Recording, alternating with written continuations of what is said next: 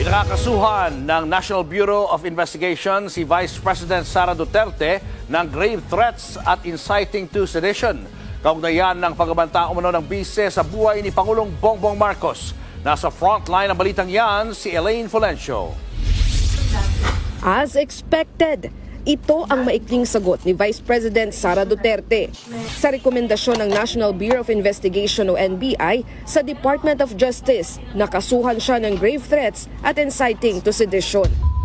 Kaugnay ito ng umano'y pagbabanta ng bise kay Pangulong Bongbong Marcos, First Lady Liza Araneta Marcos at House Speaker Martin Romualdez sa isang online press conference. Isang count ng inciting to sedition at 3 count ng grave threats ang inirekomenda ng NBI. Yung pagkaka-threaten niya sa Pangulo, no, na-incite yung kanyang mga followers, so we take that seriously. Matatanda ang naglabas noon ng subpoena ng NBI kay VP Sara. Pero 2 beses itong hindi sinipot ng bise. Bagamat tiwalang... Kasi yung, tinan nyo kung bakit gaano kahina yung kaso. First, threaten daw.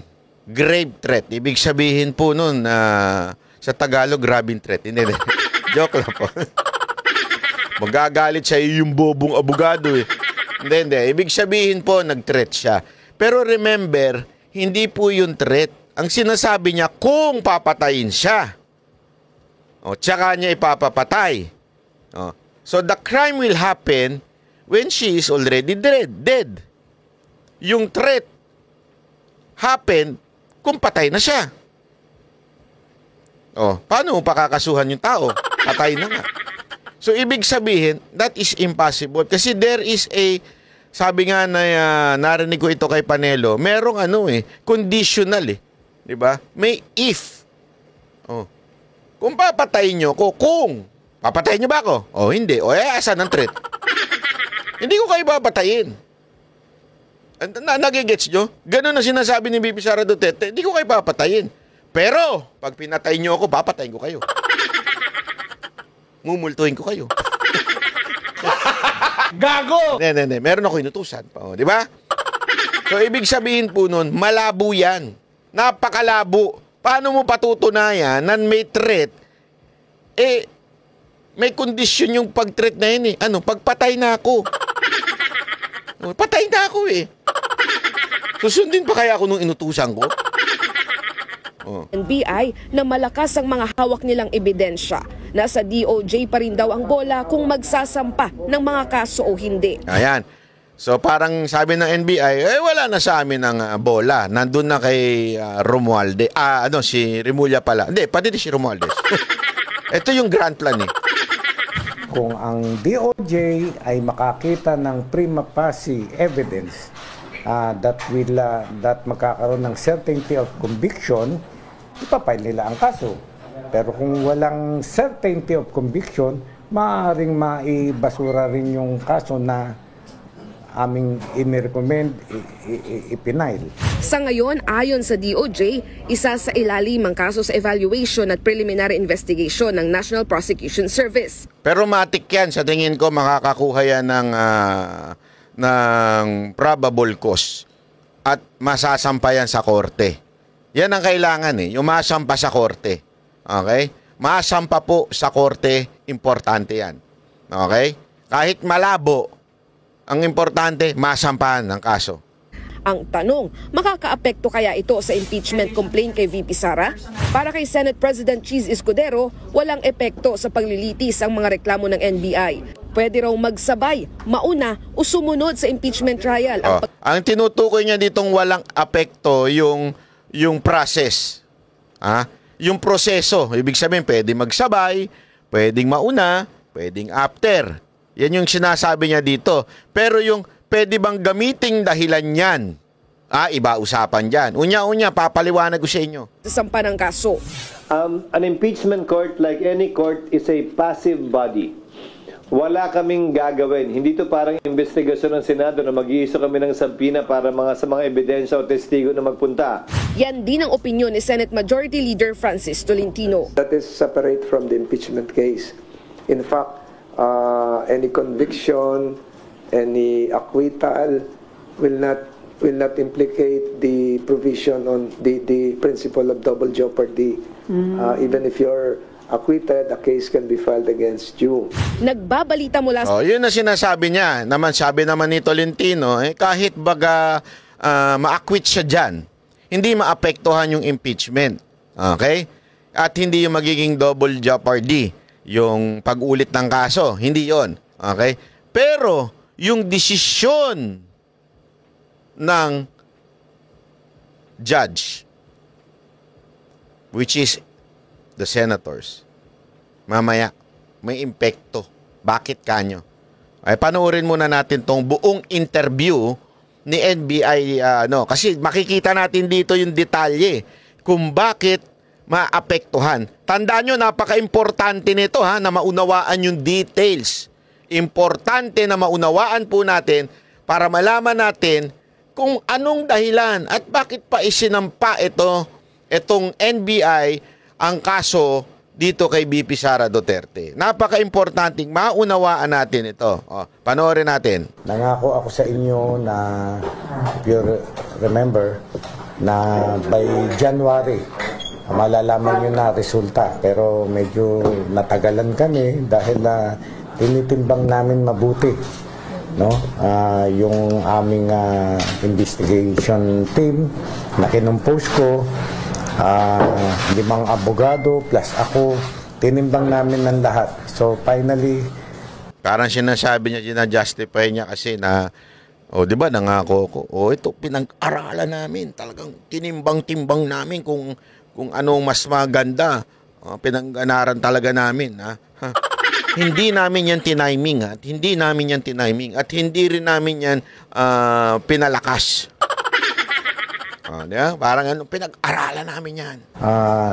Iisa ang naging findings namin, decision namin, na mag-file ng case against the Vice President.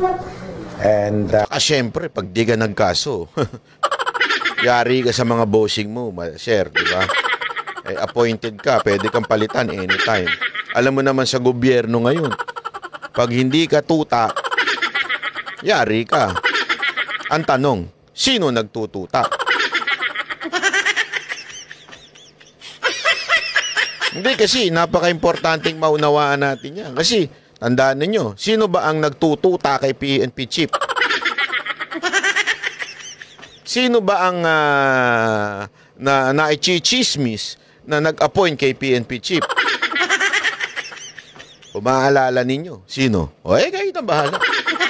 Ang tanong, sino kaya ang nag-appoint dito kay NBI Director?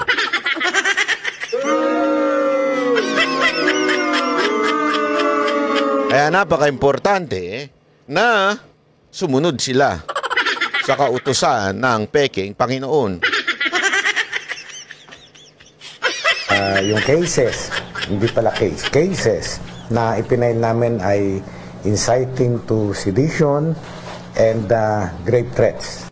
Inciting to sedition daw kasi daw, pakinggan ninyo dalawa yon. Tingnan nyo kung gaano kahina yon. Pinaliwanag ko na yung grave threats, di ba?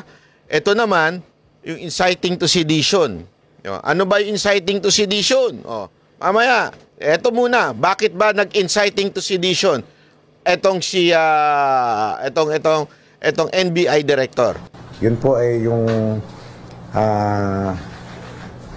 pananakot na ginawa sa buhay ng ating Pangulo, ng First Lady at ng Speaker.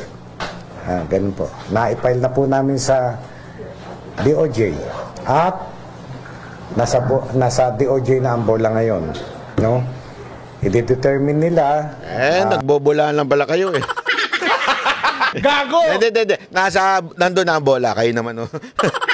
Hindi mo sinabi ng bobolaan sila. Kayo talaga. Kung magkukonduct sila ng preliminary investigation at later i-file ang case sa court, no?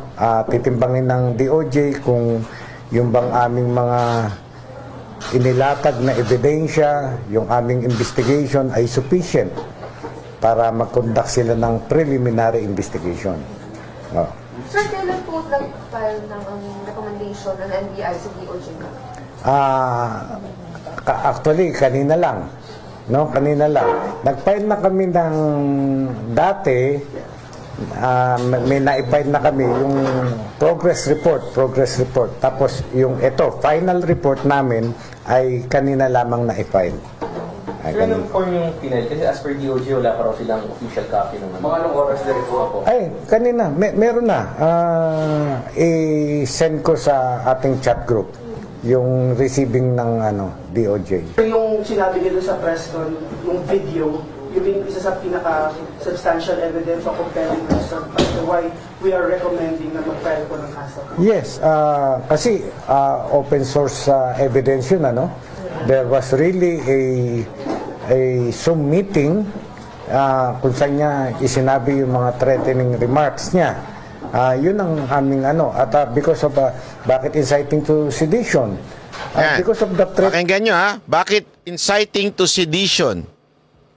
Bakit Ito sagot niya.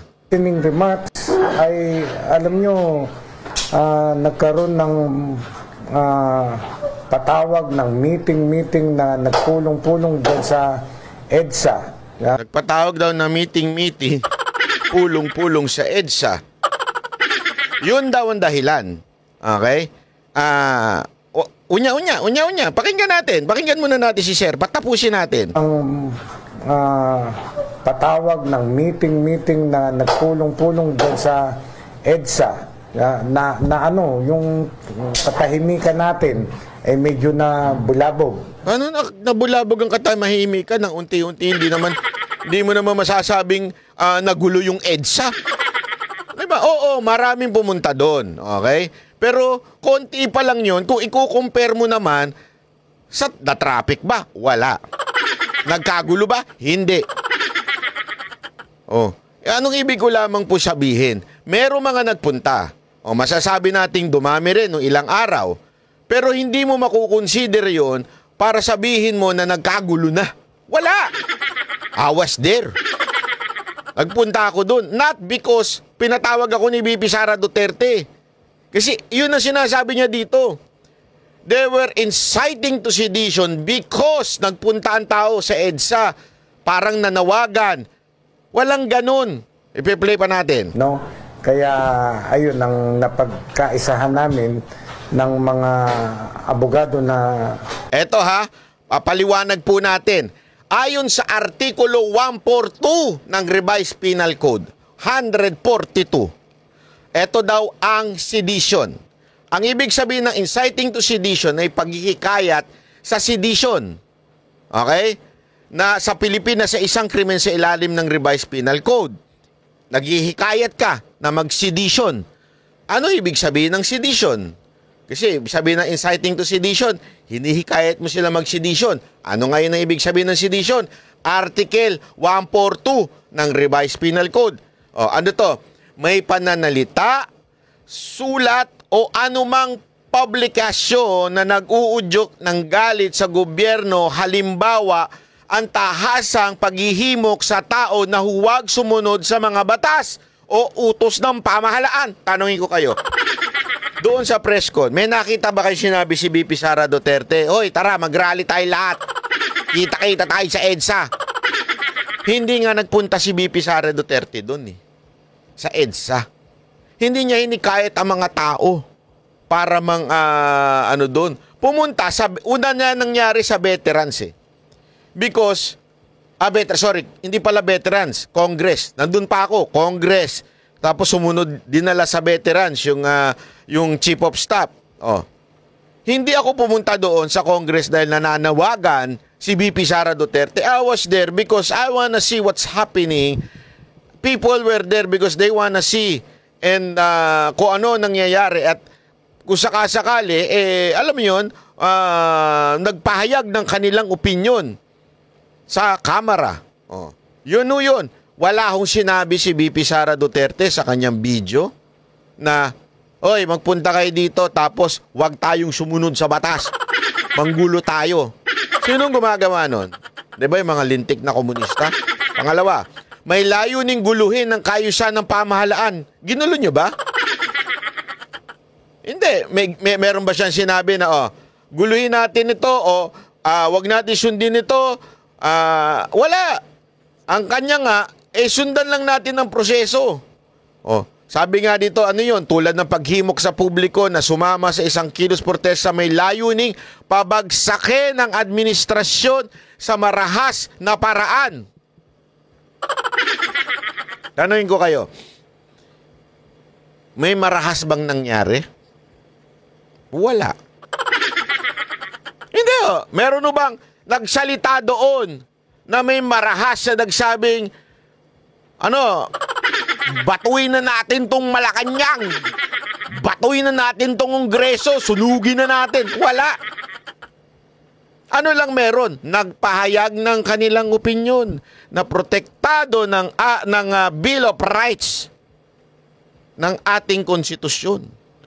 Pero walang naghimok ng marahas na paraan na labanan ng administrasyon. May nakita kayong kudita? May nakita kayo ng babatuhan? Wala. Number 3, pagpapalaganap ng propaganda laban sa Estado, kasama ritong pagpakalat ng peking impormasyon na maaaring magdulot ng takot, galit o kawalan ng tiwala sa gobyerno. Sino ba nagpapakalat ng fake news? Sige nga tanungin ko kayo, sino nagpapakalat ng fake news? Di ba kayo? Yung mga vloggers ninyo, yan ang nagpapakalat ng fake news, yung mga vloggers nyo hindi nagpapakalat ang Vice Presidente ever. Do you even have proof na nagpakalat ng mga na pabagsakin ng pamahalaan? Wala. Kasi tandaan ninyo, court, criminal case yung kinaso ng NBI. Meaning, beyond reasonable doubt, ikaw ang magpapatunay dyan sa akusasyon mo. At kailangan madesisyonan ng beyond reasonable doubt na talagang ginawa ni BP Sara Duterte yan. Wala.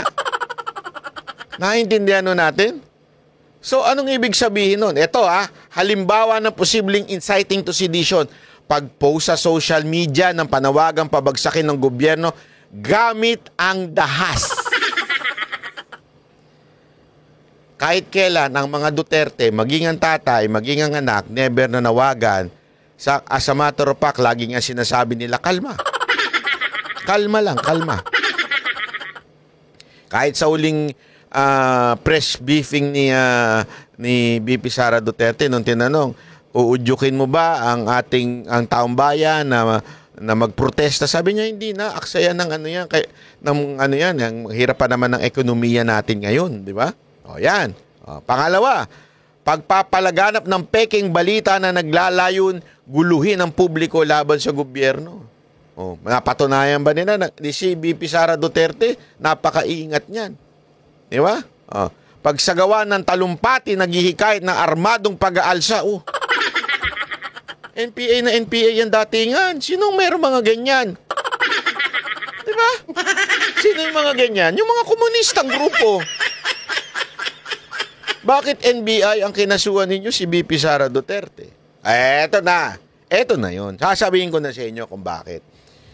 Kasi napaka-importante na maunawaan natin. Ulitin ko, yung sinasabi ni Bobby Tiglao, that the grand plan is an 18 years pagka si BP Sara Duterte.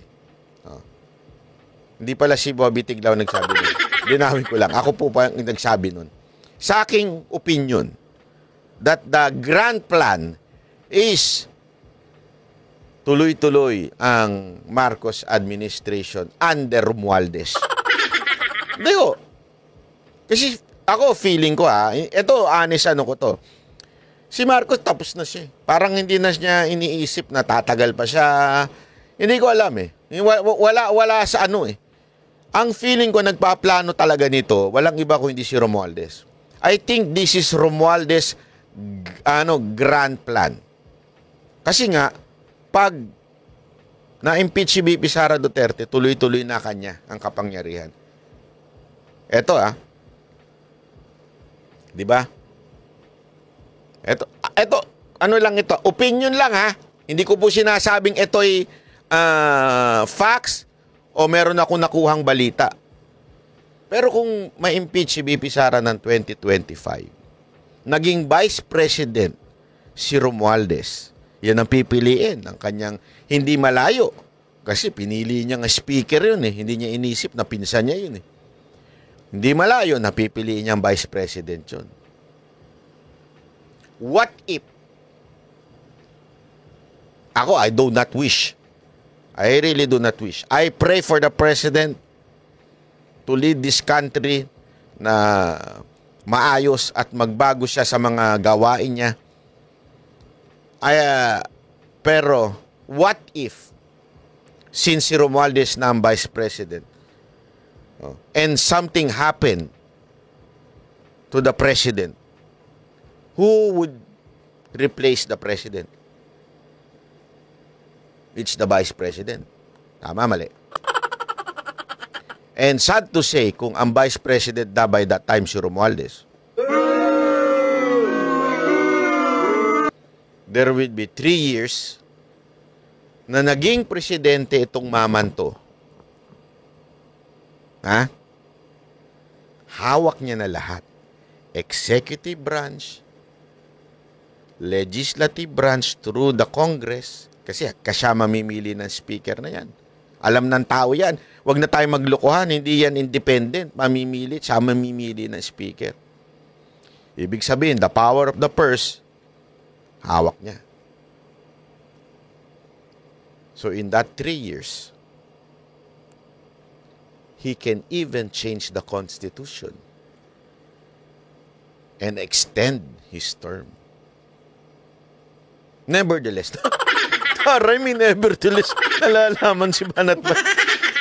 Hindi, isipin nyo to ha. Isipin nyo mabuti yan. 3 years.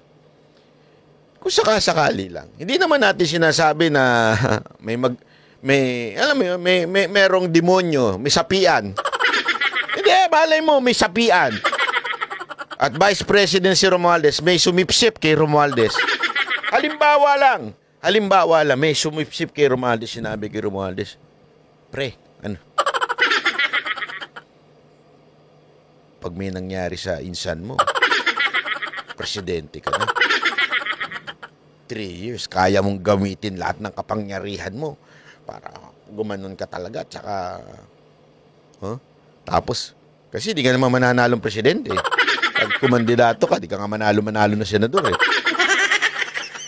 Pero pag naging presidente ka without the votes, kasi, di ba? Kasi you are the vice president. After that, kaya mo nang kontrolin ang lahat. And hindi na makakalaban si BP Sara Duterte dahil impeach na siya. So sino na lang ang kalaban mo sa 2028 na malakas? Sabihin na natin si Tulfo, di ba? Yung mga Tulfo. Kasi ganyan naman lagi. Kung sino yung nagna-number 1 na senator, yan ang pwedeng lumaban. Eh, wala na.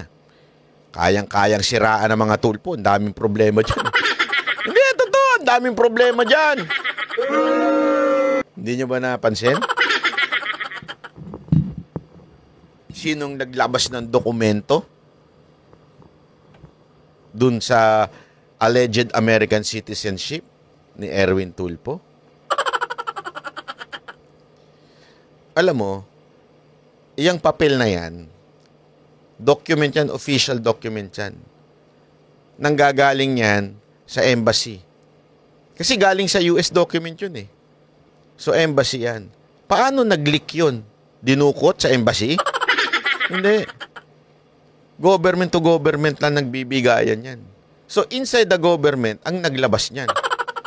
So there is a traitor amidst sa kanila, sa mga Tulfo, na nasa loob ng gobyerno. Isip kayo mga kababayan. Kaya nga sabi ko, inong iniisip ko to, pag nagbaging vice president si Romualdez, pag may tarantado dyan at demonyo dyan at magbalak sa presidente, ako, poproteksyonan ko yun. Hindi pwede. Hindi I mean, kung nangyari na yung nangyari, ibig sabihin nyo, na-impeach na si BP Sara Duterte, mantakin mo magiging presidente si Romualdez. I will protect BBM. Hindi, ako kahit di ko siya gusto, di ko siya binoto, di ako nagpabudol. Pero pambihira si Romualdez na magiging presidente. Kung nagkataon, may maduming isip dyan, may tarantado dyan, na sumipsip sa kanya. Kasi mga ano na yun eh, yung mga sumisipsip sa kanya, mga adik sa kapangyarihan yan eh. Greedy na yan eh. Di ba? Oh. Eh kung kunwari lang, halimbawa lang, di kaya hindi maganda, and I do not wish. Okay? Again, even if sa politika ay tayo magkakalaban, I do not wish any harm, I do not wish any evil na mangyari sa isang tao kahit magkakalaban tayo sa politika. Mas matimbang pa rin sa akin na tayo po ay lahat nilikha ng Diyos. Hindi ako sasang-ayon sa iba pagdating po sa ganyang bagay. Pero what if lang may tarantado, may masamang loob, gago, oportunista na may gawin sa presidente, di presidente ngayon si Romualdez. Pag naging presidente si Romualdez, in that 3 year, 25, 26, 26, 27, 28, di ba? It's going to be disaster at kontrolado niya. At ang laki ng possibility na doon sa next election, presidential election, manalo siya. Wala nang BP Sara Duterte. Di ba? So ano yun? Matik yun. Another 6 years. Sa kamay ni Romualdez.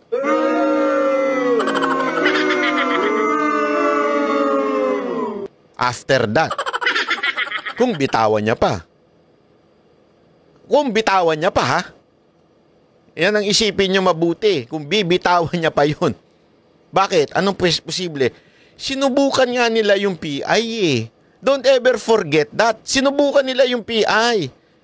Sinubukan nilang talagang gamitin, 'di ba? Yung alleged na mga tulong sa mamamayan para papirmahin ng PI itong mga Pilipino. Ginawa nga nila yun eh. Para to change the constitution na kunwari economic lang ang gusto nilang baguhin, but the reality is para umaba ang mga termino nila. Sa tingin ninyo, kung nasa kapangyarihan na si Romualdez, ngayon niya, speaker pa lang, grabe na eh. Pag nasa presidente na siya, hawak niya na speaker, hawak niya na Senate President, siya na. Naku po, maniwala kayo sa akin, yari talaga tayo mga Pilipino. Anything could happen. Diba? Sa susunod na 6 na taon na yun, sigurado akong pwedeng magbago ang konstitusyon. At ma-extend, pwedeng ma-re-elect.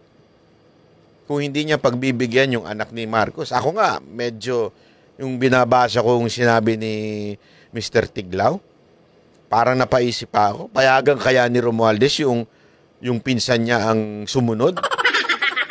Baka hindi pa siya pumayag eh. Baka dire-diretso niya muna yun eh. Di ba?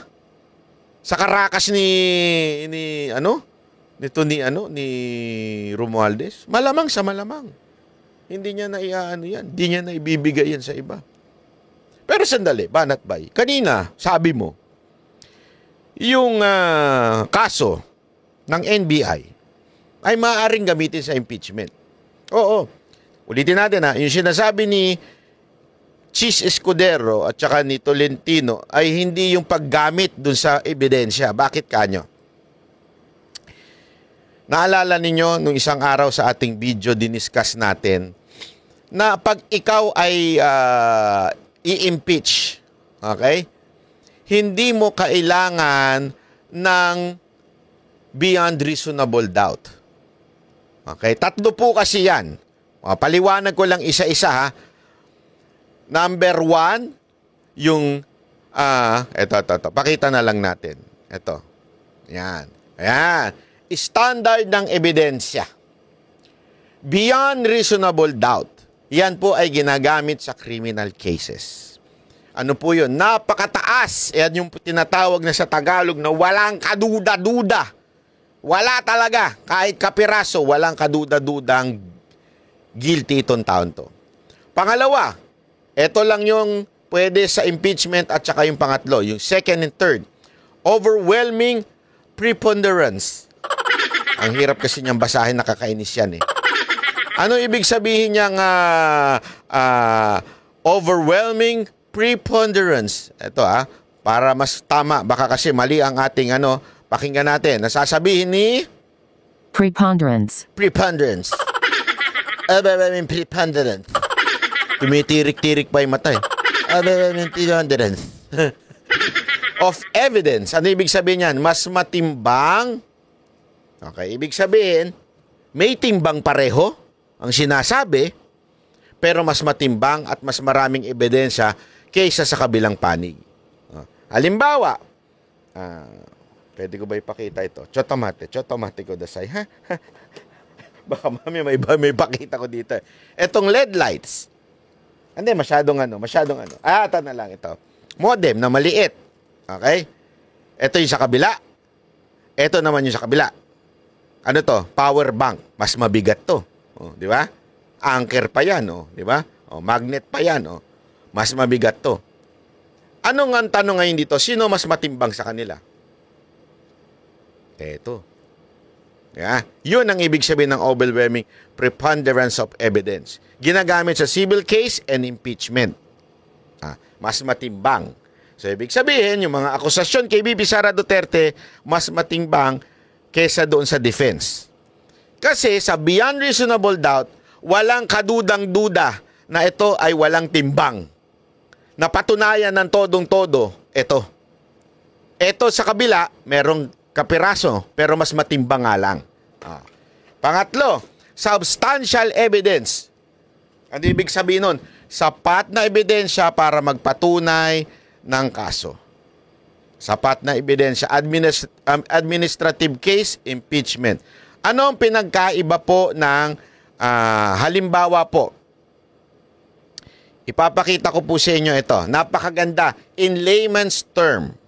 Importante ho yung maunawaan ito para maintindihan ninyo kung bakit kinaso ng NBI yung criminal case. It is not to prove that VP Sara Duterte is guilty. Anong gusto lang mangyari? Magkaroon lang ng substantial evidence at ng yung pangalawa, yung overwhelming preponderance of evidence. Hindi ibig sabihin kukunin yung napatunayan doon Hindi. Tandaan ninyo, ang kailangan lamang patunayan ng isang impeachment case o yung impeachment court, which is the senators, which is very political, ay yung magkaroon lang ng konting mas mabigat na timbang. Na ay, oo nga, meron nga siyang ginawang hindi maganda. Yun lang. Hindi mo kailangan ng walang kaduda-dudang guilt, di ba?